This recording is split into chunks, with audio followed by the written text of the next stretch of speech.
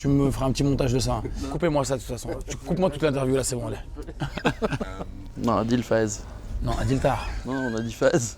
Ah oui, Adil Tar, c'était dans la première version. Voilà. Je m'appelle Adil Faez. Je te la refais, tu la couperas. Ça en dit trop là, on va se faire défoncer par... Ah oui, pas le droit. Donc écoutez-moi, coupez tout ça. Coupez tout ça.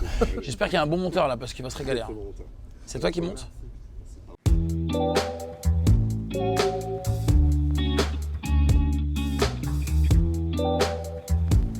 On a bu un café à 8h30 du matin, je dis mais il est complètement taré lui. Pour des lilas, je dis bon, vas-y, je vais y aller quand même. Il me montre le dossier de Farang parce qu'il a déjà fait un petit dossier avec les références et tout. Moi, sport pied-point et la boxe taille, j'en fais depuis des années. Je rêvais de voir un scénario comme ça un jour dans mes mains. Donc il me le vend. Moi je suis trop content. Je dis putain, j'ai bien fait de venir à 8h30. T'as bien fait de te lever. Parfois la vie fait bien les choses. Et à la fin il me fait ça. Mais par contre, voilà, le problème c'est que j'ai déjà un acteur dessus et tout. Et je l'ai promis et tout. Donc, mais à l'occasion, on était, je fais à te faire foutre, toi ton occasion là. Ce qu'il me raconte celui-là. J'étais dégoûté. Je suis rentré chez moi, je suis dégoûté. Il a pleuré 15 jours. J'ai rappelé Nassim au bout de 7-8 jours. Notre producteur Vincent Roger, en parallèle, il m'avait dit de rencontrer Nassim. Sans même savoir que j'avais vu Xavier. Ouais, Vincent Roger aussi avait eu l'idée, donc quand les planètes doivent s'aligner, parfois elles s'alignent. Comme dirait Jean-Claude, it was meant to be. Tu vois ce que je veux dire ou pas?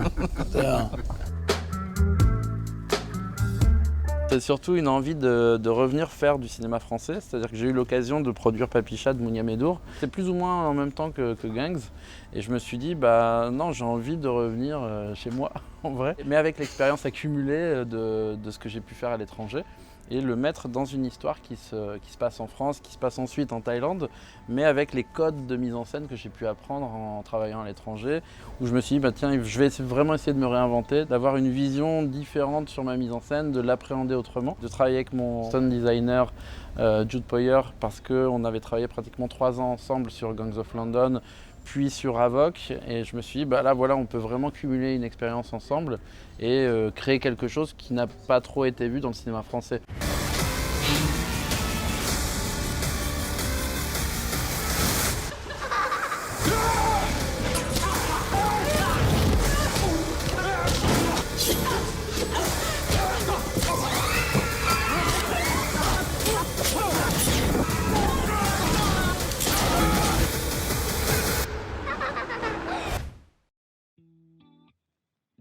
Farang de Xavier Jean, bon, déjà. Déjà. Non, Old Boy, plus grand film de vengeance ever de Park Chan-wook, c'est extraordinaire. Moi, un classique, mais à l'ancienne, c'est un de mes préférés. The Patriot, Mel Gibson. Pour moi, c'est un film revenge movie aussi. Bah, Braveheart, c'est un film de Braveheart vengeance aussi, ouais. mais c'est mieux que The Patriot. C'est-à-dire que c'est Roland Emmerich qui essaye de faire Braveheart, mais en un peu moins. Oui, mais c'est quand même un des meilleurs films de Roland Emmerich. C'est même son meilleur. C'est même son meilleur, je Ouais, pense. ouais. C'est vrai que c'est plus axé sur la famille, c'est plus à la Farang Farang. en fait. Ouais. Exactement, ouais. Ouais, c'est vrai que Braveheart, il est incroyable quand même. Moi aussi, je suis d'accord avec ça.